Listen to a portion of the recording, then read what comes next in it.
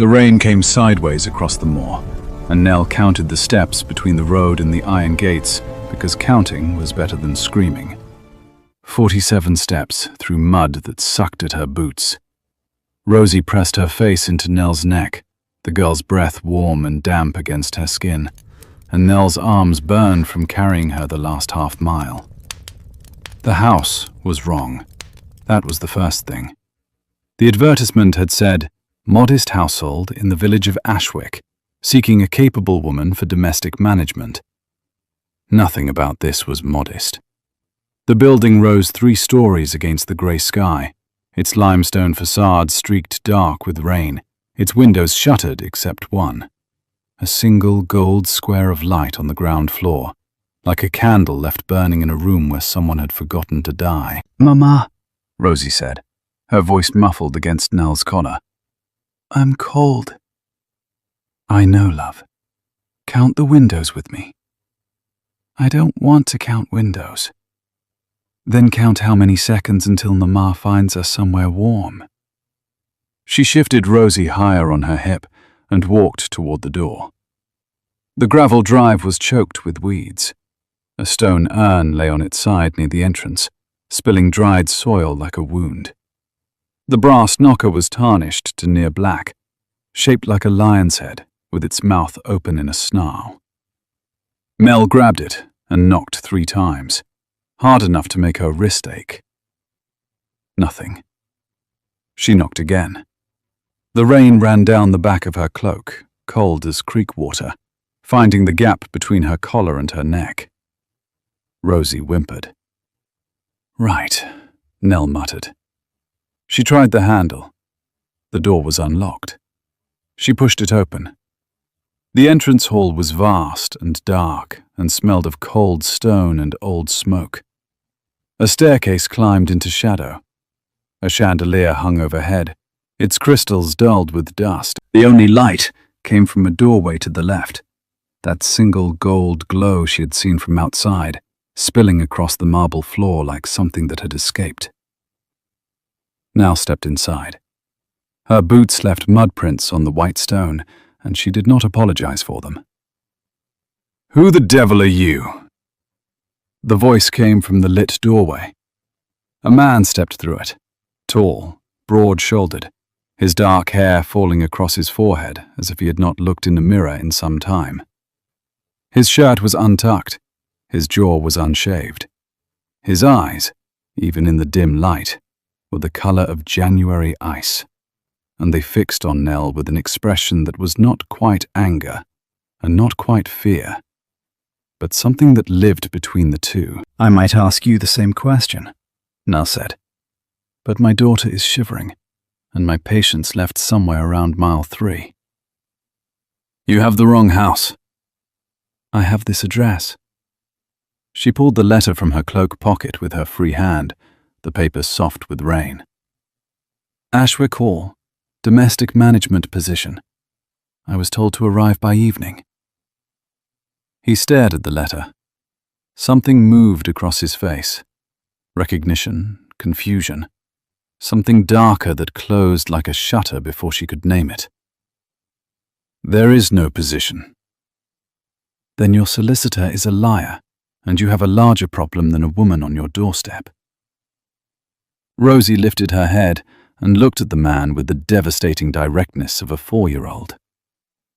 "We walked in the rain," she announced, "for a very long time. Mama said a word she told me never to say." The man's mouth twitched. It was not quite a smile, but it was the closest thing to one that this room had seen in a while. "Come in," he said, and his voice had shifted, still rough, still unwelcoming, but no longer a wall. "Before the child catches her death." He turned and walked back through the lit doorway without waiting to see if she followed. Nell followed. She always did the thing people did not expect her to do, and in that moment, the unexpected thing was obedience. The room was a kitchen, enormous, with a vaulted ceiling and a hearth wide enough to roast an ox. But the hearth was cold. The long oak table held a single plate, a single glass, a single candle. The air smelled of tallow and abandonment. No bread, no herbs, no evidence that anyone had cooked in this room in months. Nell set Rosie on the table. The girl sat with her legs dangling, watching everything with her mother's sharp brown eyes, and walked to the hearth. Kindling was stacked beside it, untouched. She pulled her flint from her pocket. "What are you doing?" the man said. "Lighting a fire?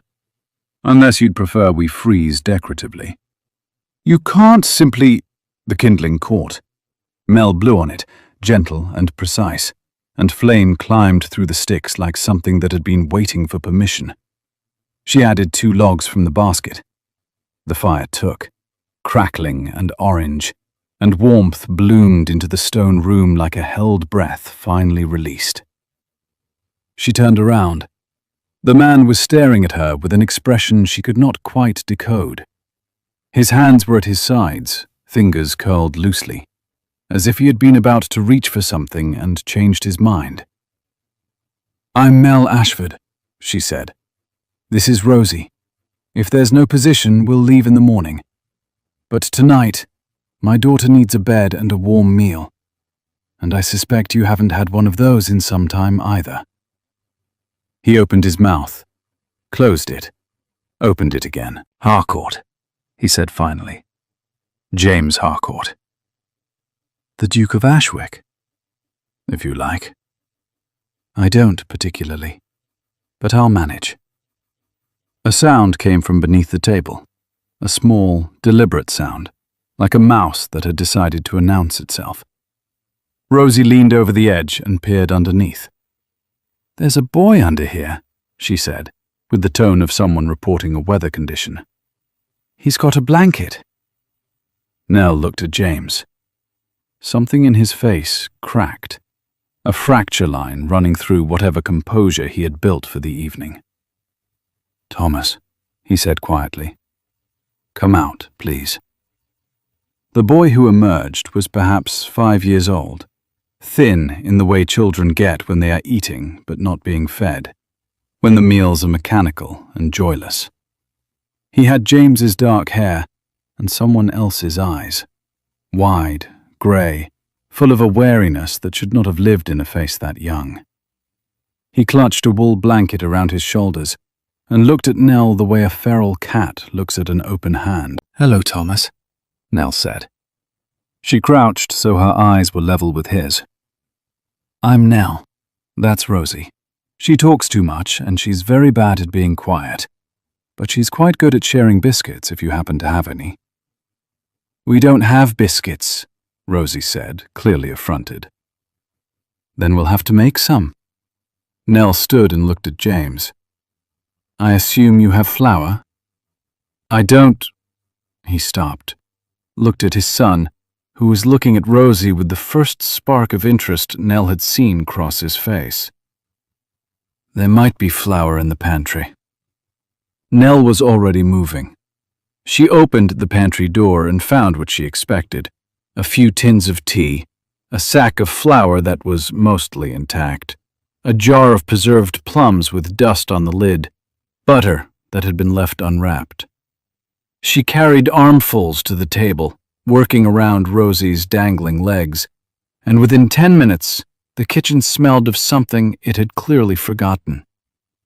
Effort. She made drop biscuits, because they required nothing but hands and heat, and while they baked on a flat pan over the fire, she cleaned the table around the Duke's abandoned plate. He stood in the doorway watching her, arms crossed, as if she were an invading army he had not quite decided how to repel. Thomas sat on the bench next to Rosie. He had not spoken, but when Rosie handed him the small carved wooden horse she carried everywhere, the one she refused to let go of, the one that had survived every move, every loss, every night in a cold room, Thomas took it. He held it carefully, the way a child holds something they understand is precious. Nell's chest tightened. She turned back to the fire before the feeling could show on her face. She counted the cracked window panes in the kitchen. 4. while the biscuits browned. She counted the cobwebs in the corners. 7. She counted the distance between herself and the door. 12 steps, in case she needed to leave quickly in the morning, in case this was a mistake, in case the ache in her ribs that said, "Stay," was just exhaustion pretending to be instinct. The biscuits were done. She served them on a plate that might have been fine china once, now chipped at the rim. Rosie ate 2. Thomas ate 3, silently, his eyes never leaving Rosie's face. James ate 1, standing, as if sitting down would constitute a concession he was not prepared to make. "I'll show you a room," he said when the plate was empty. His voice was careful, measured, the way people speak when they are trying very hard not to want something. He led them upstairs by candlelight. The hallway was lined with portraits, men in wigs, women in silk, generations of Harcourts staring down from gold frames. Nell kept her eyes forward until one portrait stopped her mid-step. The woman in the painting had dark hair, pinned simply, a face that was handsome rather than beautiful, and eyes that held a quiet intelligence. Nell recognized the way you recognize a voice you have heard through a wall, without seeing the face, but knowing it completely. There was something in the set of her mouth, something in the angle of her chin that said, "I knew exactly what I was doing." "Your wife?" Nell asked. James did not turn around. "Catherine." "She was lovely." "She was better than lovely." His voice was flat, not cold, the flatness of someone who has said the same words too many times and can no longer hear them. "She was good." He opened a door at the end of the hall. The room was clean, the only clean room Nell had seen, which meant he had prepared it, which meant he had expected someone, which meant the letter was not the mistake he had claimed it was. She filed this away. She was good at filing things away. Rosie fell asleep in the center of the bed within 3 minutes, still holding a crumb of biscuit in her fist. Nell pulled the quilt over her and stood at the window, looking out at the rain-black grounds. The garden below was a tangle of shadow, but even in the dark, she could see the shape of it. Rose bushes climbing the stone wall, wild and unkempt, their thorns catching the faint light from the kitchen window below. Someone had planted those roses with intention. Someone had let them go. Nell pressed her forehead against the cold glass and counted her heartbeats until they slowed. She woke to silence and grey light and the smell of something burning. The burning turned out to be James attempting toast over the kitchen fire.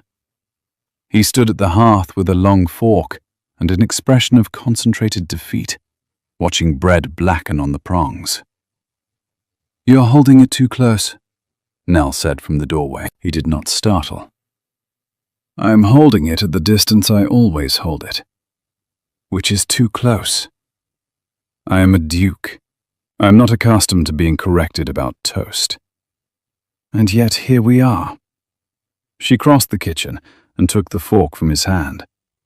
Their fingers touched, briefly, accidentally, a collision of skin that lasted half a second and registered somewhere in her body like a bell struck in an empty church.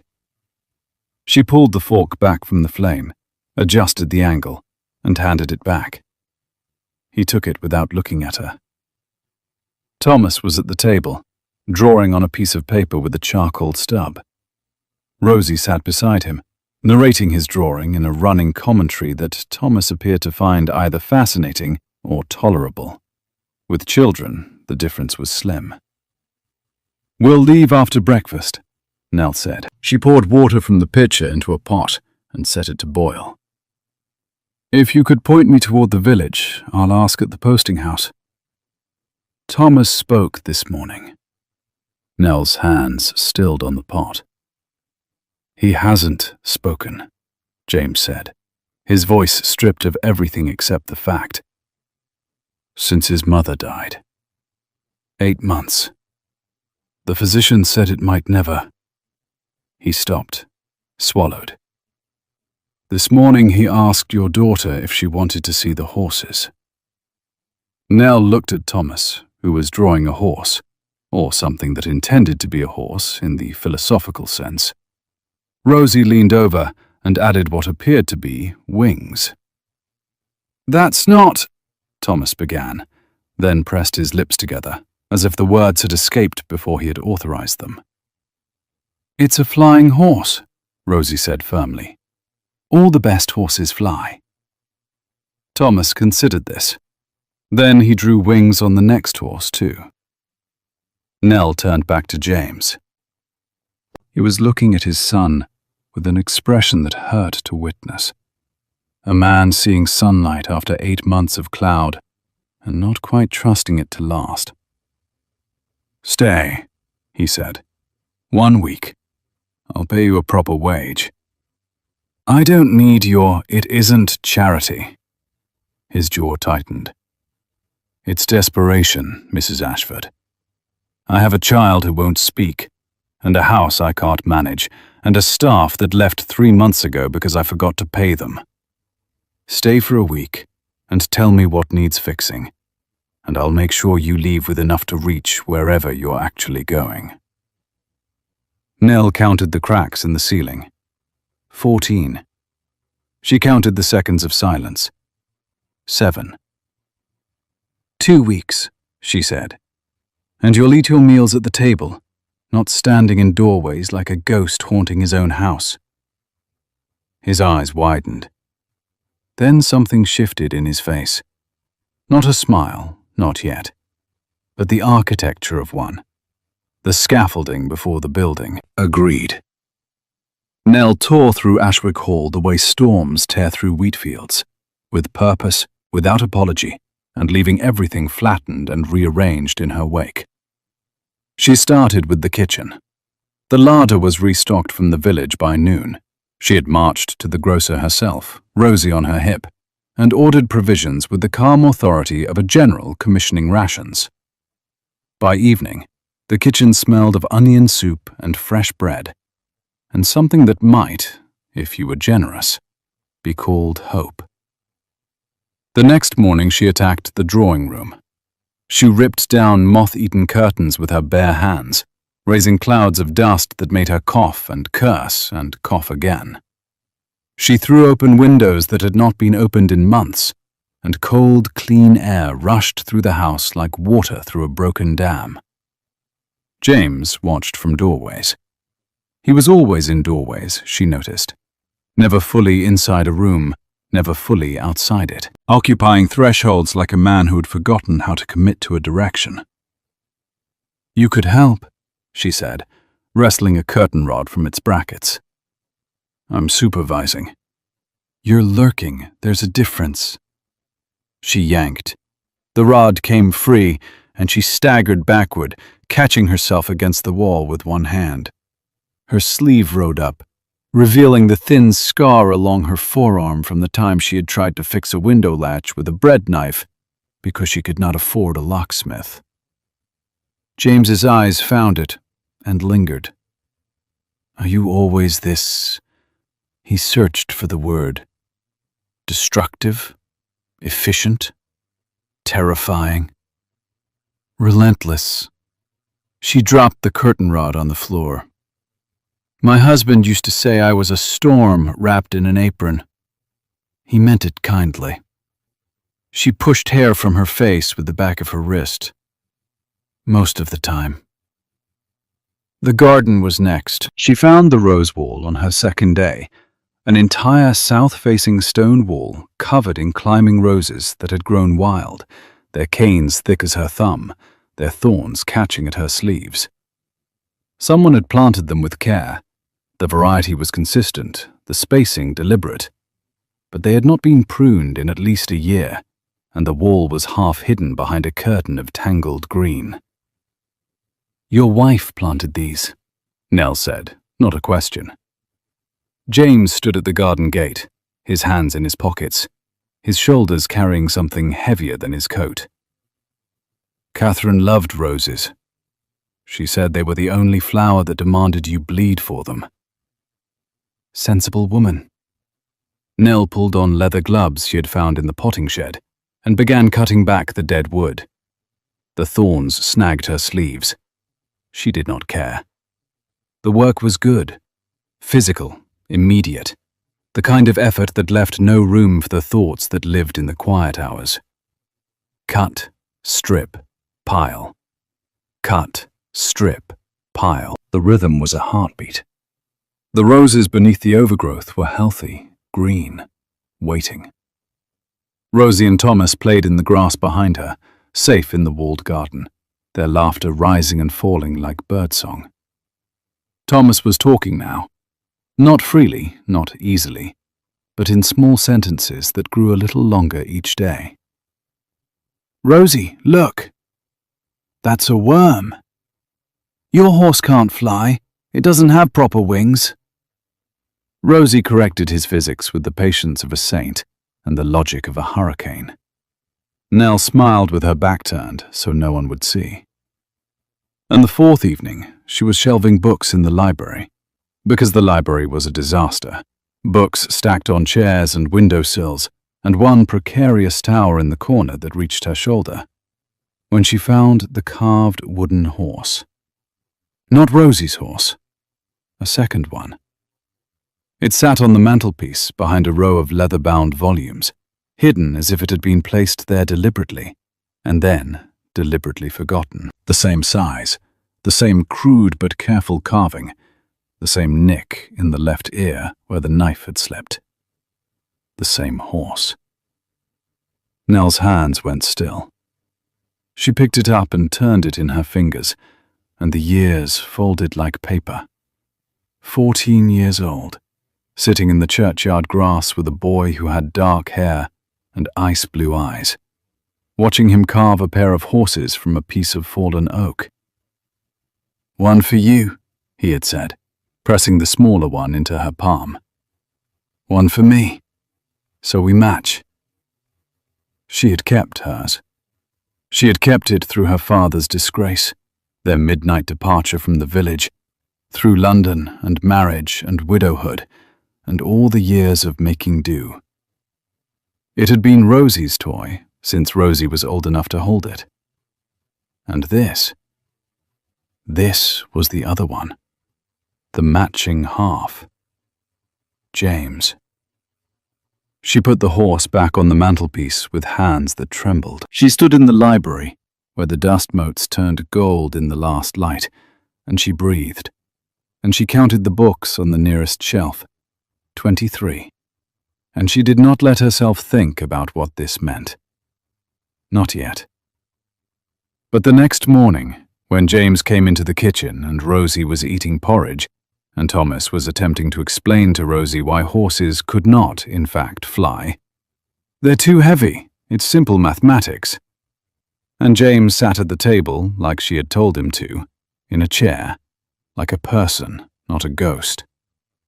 Nell watched him pour tea, and noticed that his hands were steady, except when he looked at Rosie's carved horse on the table. Then they shook. He knew. He recognized it. And he said nothing.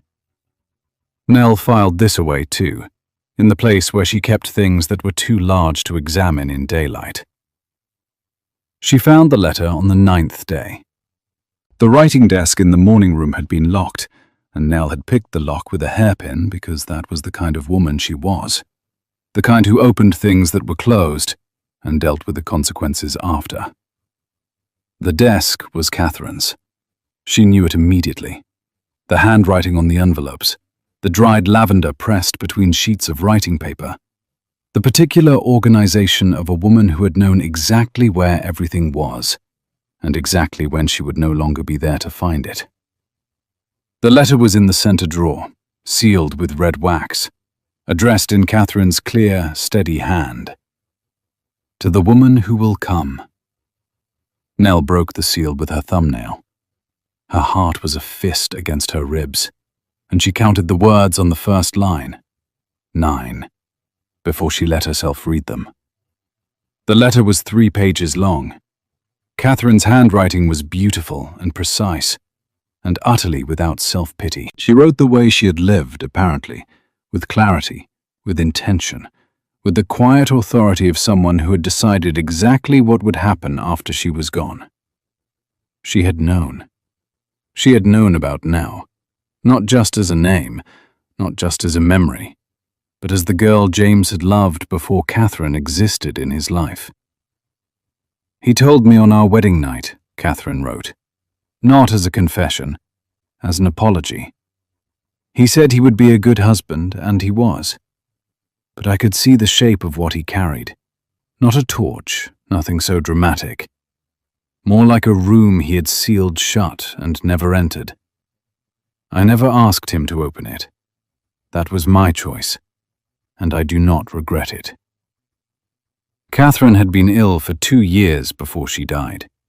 She had used that time the way she used everything, deliberately.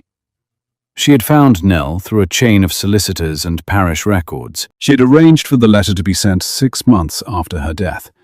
The advertisement for a domestic position at Ashwick Hall sent to exactly one person. I want Thomas raised by someone who can love without caution, Catherine wrote. James loves carefully.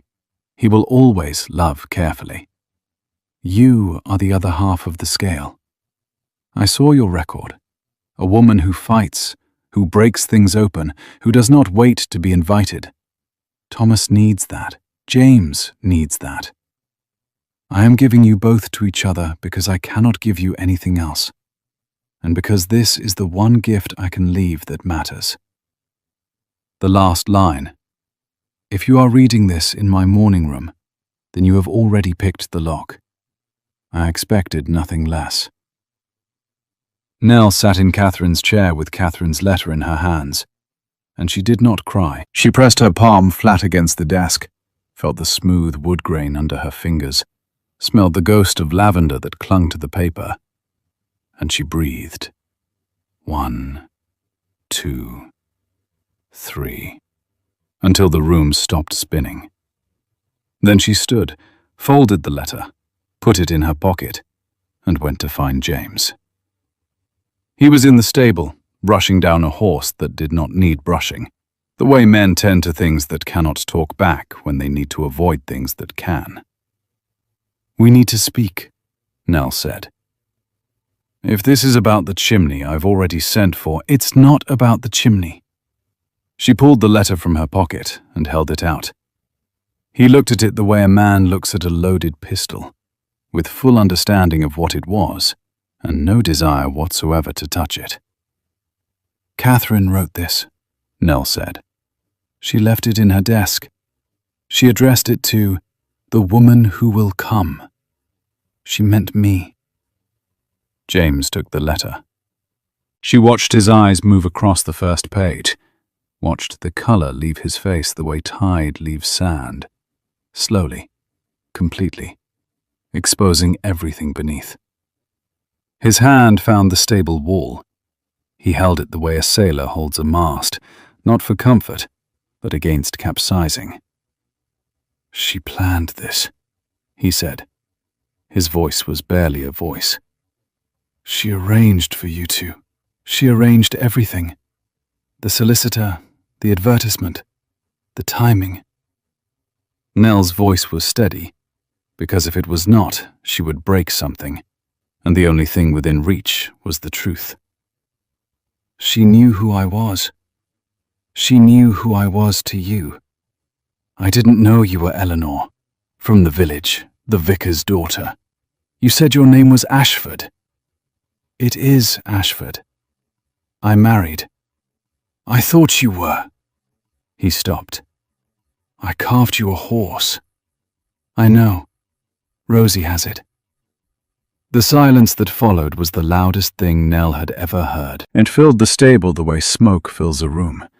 Slowly, then all at once, pressing against the walls, making it hard to breathe. James folded the letter with great care. His hands were shaking, but his folds were precise. A man who controlled what he could, when he could not control what mattered. She was dying, he said.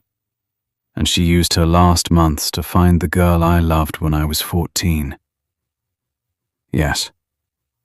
Because she wanted Thomas to be raised by someone who fights for things. Her word, not mine. James pressed his palms against his eyes. He stood like that for a long time, a man at the intersection of grief and gratitude, unable to move in either direction without betraying the other. I should be angry, he said from behind his hands. Are you? He dropped his hands. His eyes were red but dry. No, she was right. She was always right. That was the most maddening thing about her. Nell almost smiled. I'm beginning to think I would have liked her very much. She would have adored you. His voice cracked on the word. She would have followed you through every room in this house, ripping down curtains. They stood in the stable, with the horse breathing quietly between them, and Catherine's letter folded like a map to a place they had not yet decided to go. And Nell counted the distance between them. 4 feet, no more. And she did not close it. Not yet. But she did not leave either. Lord Pemberton arrived on a Tuesday, in a carriage that was far too polished for the muddy drive, and with a smile that was far too polished for the muddy business he had come to conduct.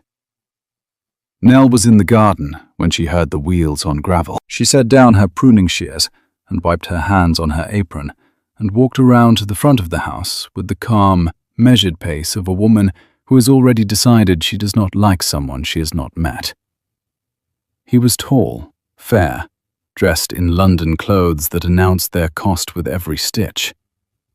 He stepped down from the carriage with the practiced grace of a man who knew he was being watched and wanted the watching to matter.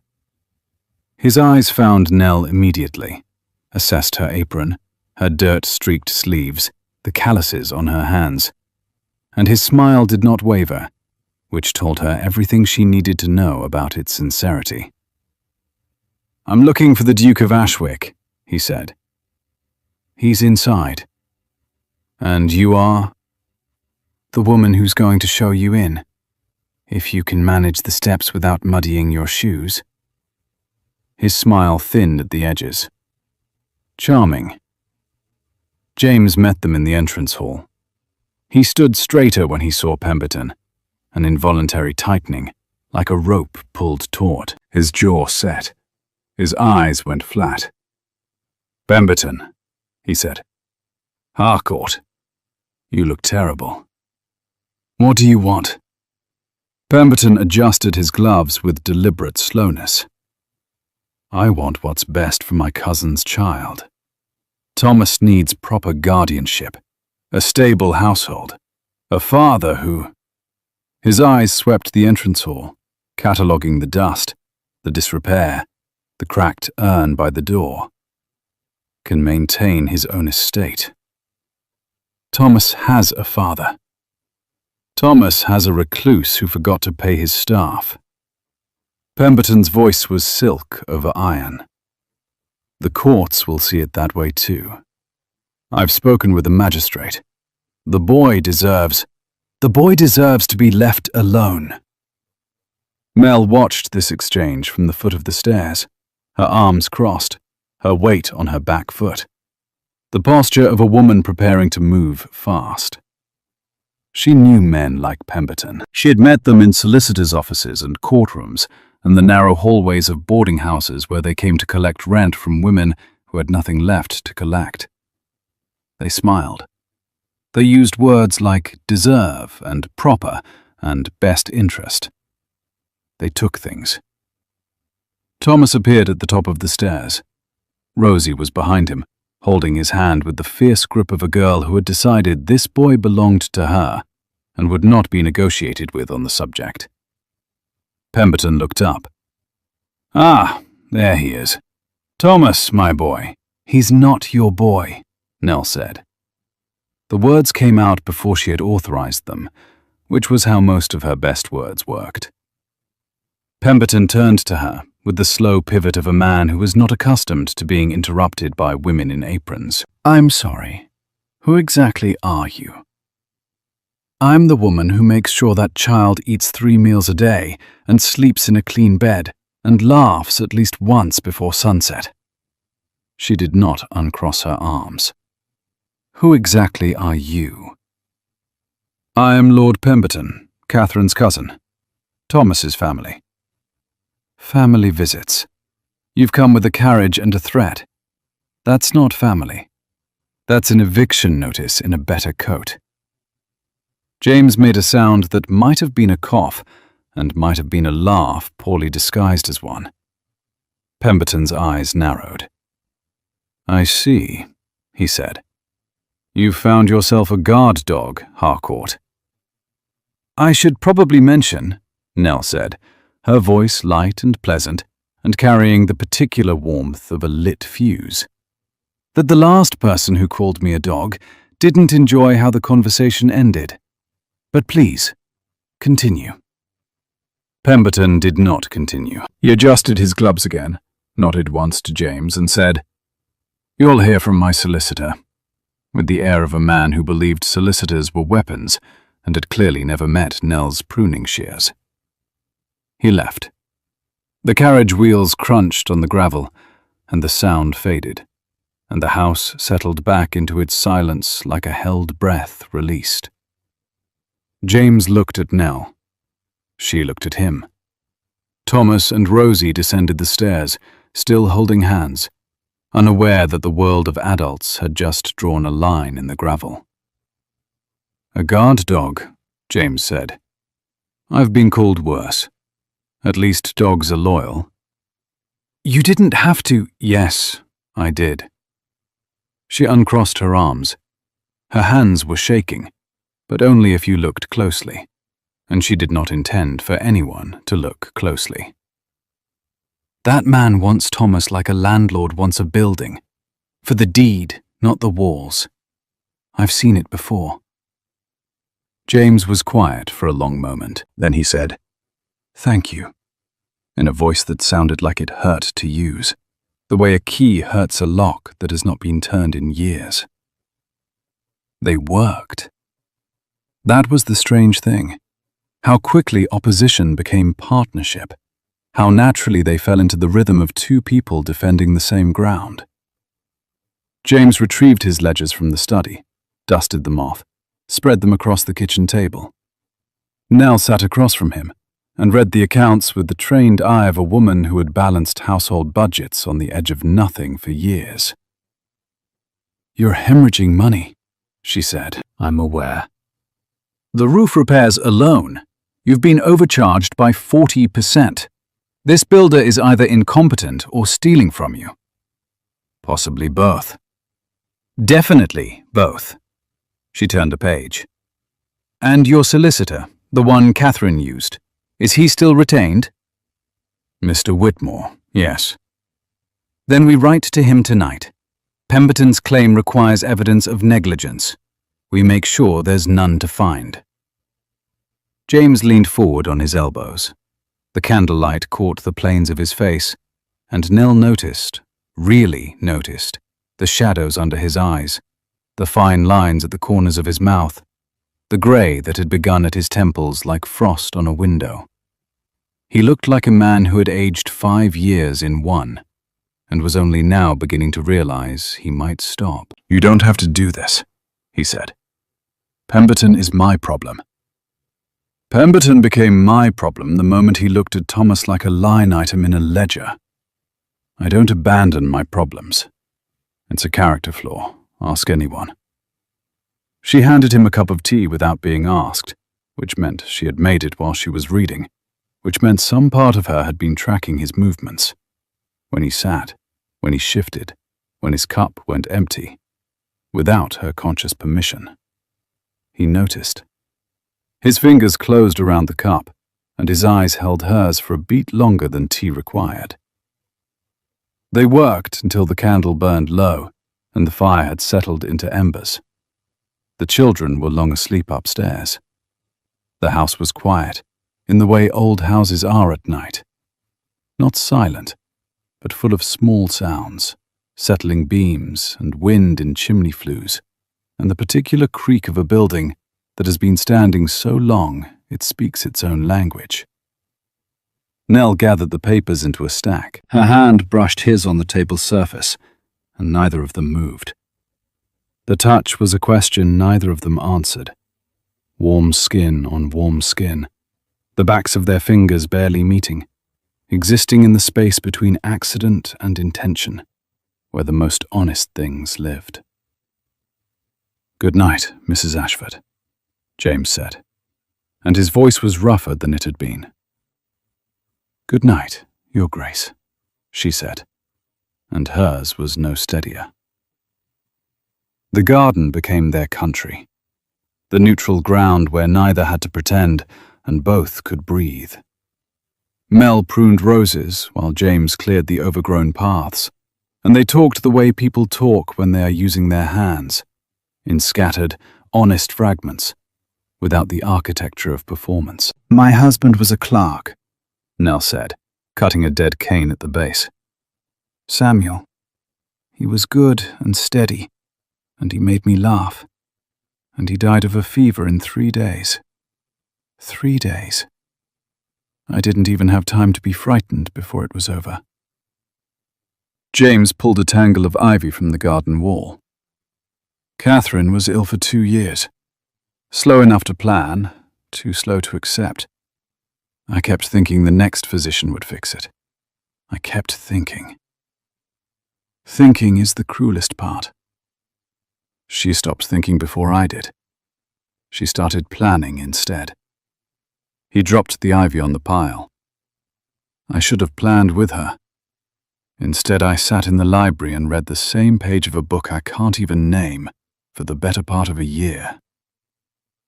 Nell looked at him through the lattice of rose canes, thorns between them like a metaphor neither of them needed to name. "Samuel was a good man, and I loved him honestly. But he was not—" She stopped, cut another cane. "He was not what I'd imagined when I was young enough to imagine." "What did you imagine?" She was not going to say you. She was not going to say a boy in a churchyard carving horses from oak. She was not going to look at his hands, scarred now and capable, and gripping an armful of ivy, and remember them at 14, gentle on wood, shaping something small and permanent and meant for her. "Someone reckless," she said. "Someone who broke things open." "You are describing yourself." "I know. Isn't that terrible?" He smiled. It was the first real smile she had seen from him. Not the scaffolding of one, not the effort of one, but the thing itself, breaking across his face like dawn breaking over water. And she had to look away because the sight of it did something to the cavity behind her ribs that she was not ready to name. The children appeared at the garden gate. Thomas was carrying a book. Rosie was carrying a worm. "Mama, look! It's enormous!" "That's very impressive, love. Thomas, what are you reading?" "A book about horses." He held it up. "Real horses, not the flying kind." "A reasonable distinction," James said. "I disagree," Rosie said, putting the worm in her pocket. "But you're welcome to your opinion." Nell caught James's eye and saw it there. The thing she had been avoiding.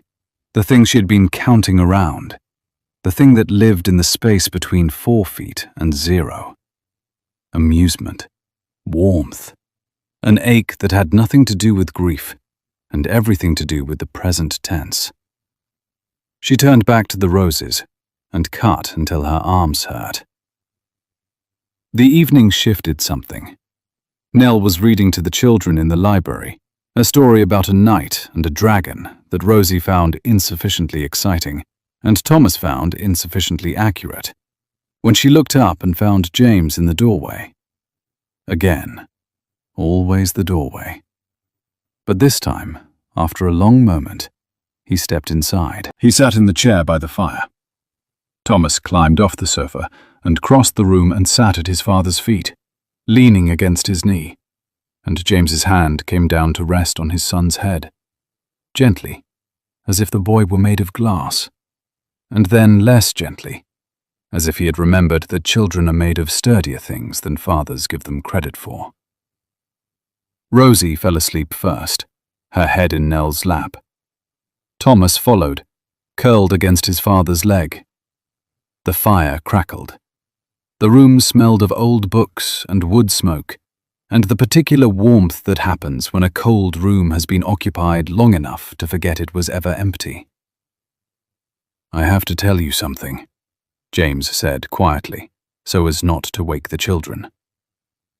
"If it's about the chimney, it's about the horse." Nell's hand stilled on Rosie's hair. "I carved two when I was 14. His voice was so low she had to lean forward to hear it. "One for the girl I loved, one for myself. I kept mine on the mantelpiece in the library for 20 years. I never moved it. When you arrived, and I saw the one your daughter carries." He stopped. His hand on Thomas's head was very still. "I knew. Not immediately. But I knew before you told me." "Why didn't you say anything?" "Because I was afraid that if I named it, you would leave. And I had only just—" He looked at the fire. "I had only just begun to feel as though the house was inhabited again." Nell counted the books on the shelf behind his head. 23. The same 23 she had counted days ago. Nothing had changed in the room, except everything. "I should probably mention," she said, and her voice was lighter than she felt, "that I'm not very good at leaving places where people need me. It's another character flaw. I'm collecting them." A knock at the front door shattered the silence like a stone through glass. James was on his feet instantly, Thomas stirring against his leg. Nell lifted Rosie, settling the girl against her shoulder, and followed him to the hall. A man stood on the doorstep, thin, officious, carrying a leather case that might as well have had "solicitor" stamped across it in brass. "Lord Pemberton sends his regards," the man said, producing a folded document. "You have 14 days to respond." James took the paper. The man left. The door closed. The hallway was cold again. Nell shifted Rosie to her other hip and read the document over James's shoulder. A petition for guardianship, grounds, negligence, instability, the presence of an unvetted woman of no social standing in the household. "Unvetted," Nell repeated. "He means me. He means to use you. Then he's chosen poorly." She took the document from James's hand. "Because I am very bad at being used, and very good at making people regret the attempt." The days after the petition arrived were sharp-edged and bright, like winter sun on ice. Beautiful to look at, dangerous to walk on. James wrote to Mr. Whitmore. Nell organized the household accounts into something that would withstand scrutiny. She polished the silver, not because it mattered, but because her hands needed to be moving, and silver took a certain amount of controlled violence that suited her mood. Pemberton visited twice more. The first time, he brought his own solicitor, a broad, unsmiling man who measured the rooms with his eyes and wrote in a notebook. Nell served them tea with a smile that could have cut glass, and answered every question about the household with precision that left the solicitor's pen hovering above his page, finding nothing to record. The second time, Pemberton came alone. He found Nell in the kitchen that was now warm and fragrant and alive, the kitchen where bread rose on the counter and herbs hung from the ceiling beams, and 2 children's drawings were pinned to the pantry door. And he looked at it all as if it were evidence of something he had not anticipated. "You've made yourself comfortable," he said. "I've made a household functional. There's a difference," The courts will see a woman who has insinuated herself into a duke's home for her own advantage. Nell set down the bread knife. She did this slowly, the way you set down a weapon you want the other person to notice. The courts will see a woman who answered an advertisement, found a motherless child who hadn't spoken in 8 months, and stayed because leaving would have been the cowardly thing to do. She met his eyes. I don't do cowardly, Lord Pemberton. You should know that by now. Brave or foolish? The line is remarkably thin. I'll let you know which one it was. After. He left with less polish than he had arrived with. His gloves were on wrong. Mel noticed, and the noticing felt like a small, precise victory. That night, she and James sat in the kitchen after the children were asleep, and the fire was low, and the house was quiet, and the distance between them was no longer 4 feet. It was 2. His chair was angled toward hers, and her feet were bare on the warm stone floor, and his shirt sleeves were rolled to his elbows, and his hands were wrapped around a cup she had filled without him asking, because she always knew when his cup was empty, because something in her was calibrated to him in a way she had stopped pretending was not deliberate. He'll bring the magistrate next, Nell said. I know. We'll need Catherine's will, the original, not the copy Pemberton's solicitor has been waving around, the original, with the full codicil. Whitmore has it. Then we need Whitmore here, in person, before the hearing. James nodded. His eyes were on the fire, but his hand moved.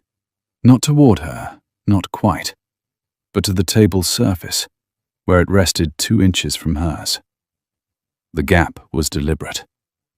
The gap was everything. Nell, he said, and her name in his mouth was a sound she had not heard in 20 years, and it hit her like a physical thing. A hand on her chest, a door thrown open, cold air rushing in where warmth had been hiding. Don't, she said, not harshly, almost gently. Not yet. Not until this is done. Why? Because if you say what I think you're going to say, I'll need to decide what to do about it, and I can't afford to be distracted right now. Pemberton is coming for your son. That comes first. He withdrew his hand, not wounded, something closer to wonder. You are the most impossible woman I have ever met. I know. It's my best quality. She stood. Good night, James. She made it to the door before his voice caught her. When this is done, he said. You said not yet. That implies later. She looked back. He was still sitting, his hands around his cup, his eyes holding hers with something that was not patience and not impatience, but the very specific quality of a man who has decided to wait, because the thing he is waiting for is worth the cost. It implies later, she confirmed. And she left before the count in her head, the count she used to steady herself, the count that kept the world in order, dissolved entirely. Pemberton brought the magistrate on a grey morning that smelled of coming rain. They arrived in separate carriages, Pemberton's gleaming, the magistrate's modest and muddied. The magistrate was a small, careful man named Mr. Hargrove, with spectacles and a leather case, and the demeanour of someone who would prefer to be anywhere else. Pemberton swept into the entrance hall as if he already owned it. James stood at the foot of the stairs in his best coat, which Nell had pressed that morning. His chin was up. His hands were at his sides. He looked, for the first time since she had known him, like a duke. Not the grieving wraith she had found in a dark kitchen, but the man who held the title, who occupied the space, who would not be moved.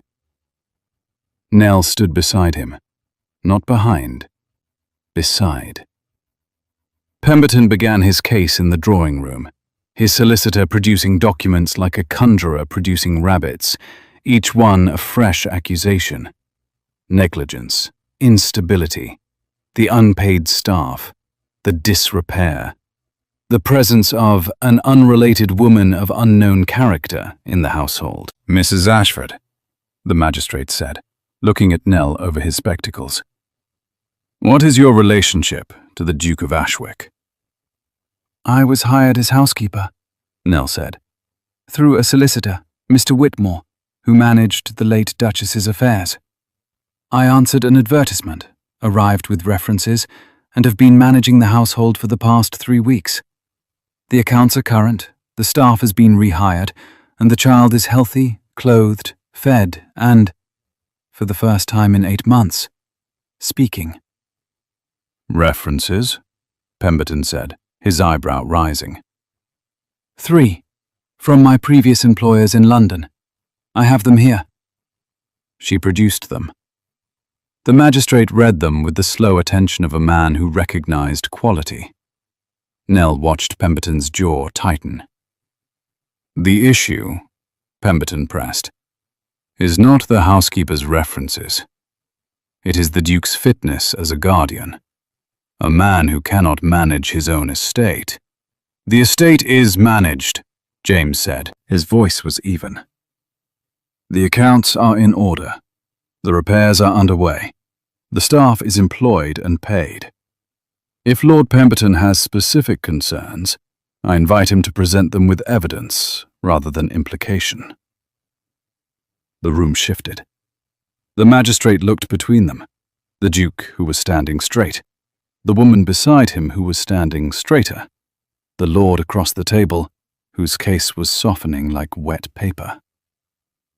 Pemberton played his final card with the confidence of a man who did not know it was a losing hand. The fact remains that this woman has no standing, no legal connection to the child, and no authority in this house. Her presence is inappropriate, and her influence on the boy is, at best, questionable. James stepped forward. His hand found the back of a chair, and he gripped it, not for support, but to anchor himself, to hold his body in the room when his voice wanted to carry him somewhere else entirely. I intend to marry Mrs. Ashford. The room went very still. Nell's breath left her. Not with a gasp, with a quiet, controlled exit, as if her lungs had decided independently that the air in this room was no longer adequate. She looked at James. He was not looking at her. He was looking at the magistrate with the fixed intensity of a man who has just detonated something and is watching to see where the pieces land. I have loved this woman since I was 14 years old, he said. His voice was steady and wrecked at the same time, like a building that has survived the storm but shows every mark of the wind. I loved her across 20 years and a marriage to a woman who was good enough to know it and generous enough to forgive it and brave enough to bring her back to me from beyond the grave. I am done being quiet about it. I am done standing in doorways. I will marry her. She will be Thomas's mother in every way the law can recognize, and Lord Pemberton will have no further ground to stand on. The silence lasted 4 seconds. Nell counted.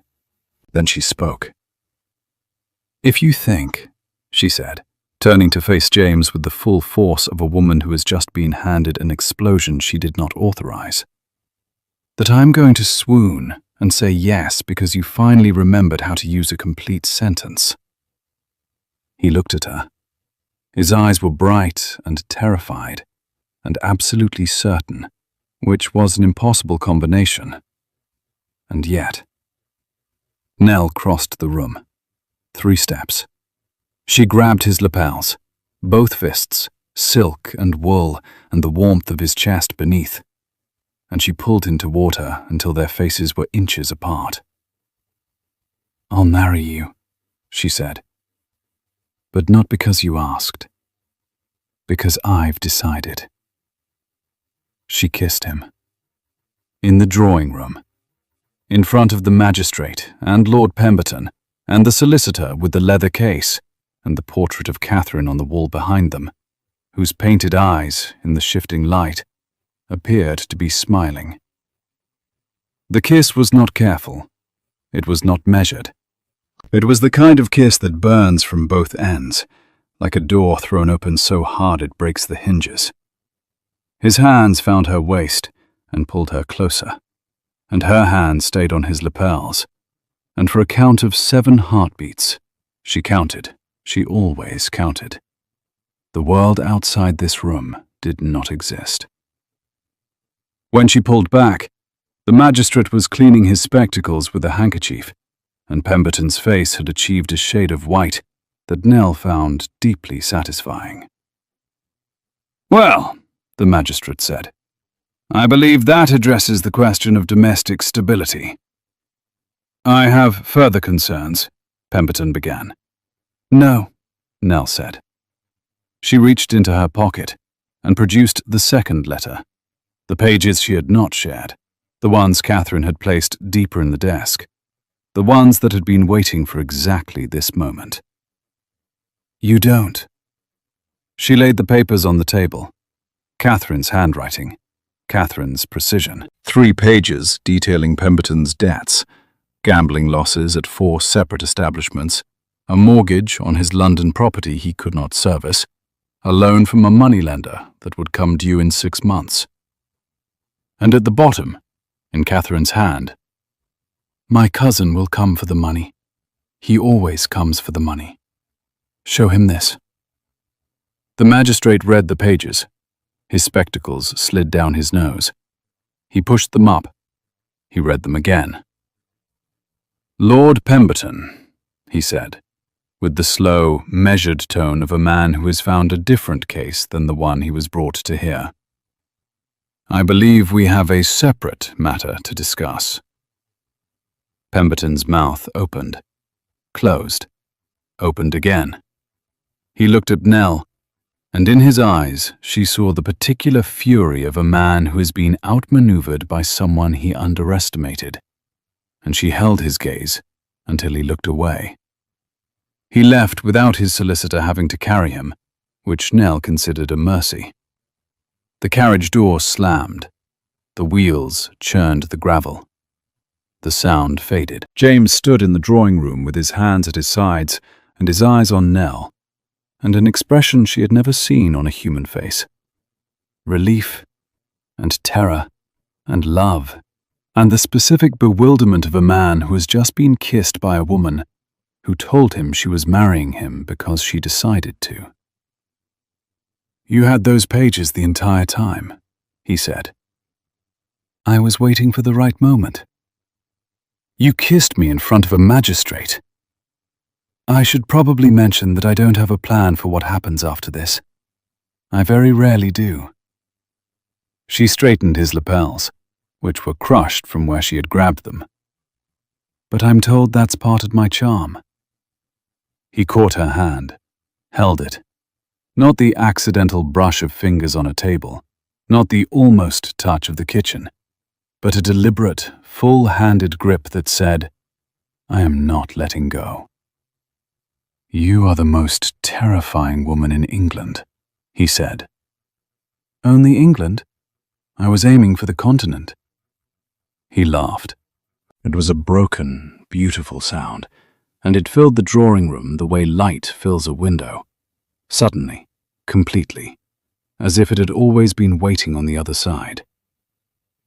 They married on a Thursday, in the village church, with the vicar reading too fast and Rosie scattering wild flowers down the aisle with the indiscriminate enthusiasm of a child who has been given petals and a mission. Thomas stood at his father's side, holding the rings on a cushion, his back straight and his face solemn, and his eyes bright with the particular pride of a boy who has been trusted with something important. Nell wore a dress she had made herself, ivory muslin with a ribbon at the waist, and she walked down the aisle alone, because she had always walked alone, and saw no reason to pretend otherwise on the one day it mattered most. But that is not the story. The story is what came after. 6 months later, the kitchen at Ashwick Hall was a different country. Bread rose on the counter in a bowl that Nell had bought at the village market. Herbs hung from the ceiling beams. Thyme, rosemary, lavender that Catherine had planted, and Nell had dried and strung, because some gifts are meant to be carried forward. The table held 4 plates, 4 glasses, 4 sets of cutlery laid out by Thomas, who had taken it upon himself to set the table each evening with the geometric precision of a boy who had inherited his mother's love of order. Rose jam cooled in jars on the windowsill, made from the climbing roses along the garden wall, pruned back to health, now blooming so fiercely that the south wall was a cascade of pink and white, and the bees came every morning like parishioners to church. Rosie sat on the floor with a book open on her knees, reading aloud to Thomas, who had graduated from horses to atlases, and was quietly correcting her pronunciation of Mediterranean. "It has 5 syllables, Rosie, not 3, with the weary patience of a 6-year-old who had accepted that his sister would always speak with more passion than accuracy. The carved wooden horse sat on the kitchen mantelpiece, both of them, side by side, after 20 years, the way they were made to be. James came through the kitchen door with mud on his boots and a smell of rain and cut grass clinging to his coat. He crossed to the stove, dipped a spoon into the rose jam, and tasted it. Nell swatted his hand. "That hasn't set. It's perfect." "It's not set. You are impossible. And you are eating jam meant for the village fair." He kissed her forehead, a quick, domestic press of lips that was somehow more intimate than any grand declaration, because it was the kind of kiss that happened every day, the kind that required no occasion, the kind that existed purely because 2 people were standing close enough and loved each other enough, and had fought hard enough for a kitchen that was warm and a house that was full, and a life that neither of them had planned, but both of them had chosen. Papa, Thomas called from the floor. Rosie says the Mediterranean has 3 syllables. "It has 5. I know, she won't listen." "She never does," James said, and looked at Nell, and his eyes said everything his voice did not need to. That the house was no longer grieving, that the doorways were no longer thresholds, that the roses were blooming, that the children were safe, that the life they had built in this kitchen was the life Catherine had imagined when she sealed that letter and trusted it to time. Nell counted the jars of rose jam on the windowsill. 7. She counted the drawings on the pantry door. 12. She counted the years she had carried a wooden horse in her pocket, waiting without knowing she was waiting. 20. She stopped counting. If this story stirred something in you, that ache of finding your way back to someone you thought you had lost, the courage it takes to walk into a house that is not yours and make it home, then perhaps you understand why I tell these stories by the fire. Because love is not only a feeling, it is a decision.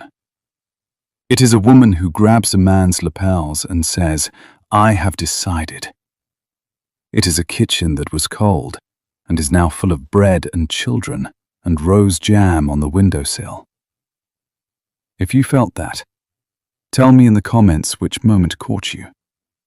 Was it the horses, the letter, the kiss in front of the magistrate? Sit by the fire again, subscribe, so the next story finds you.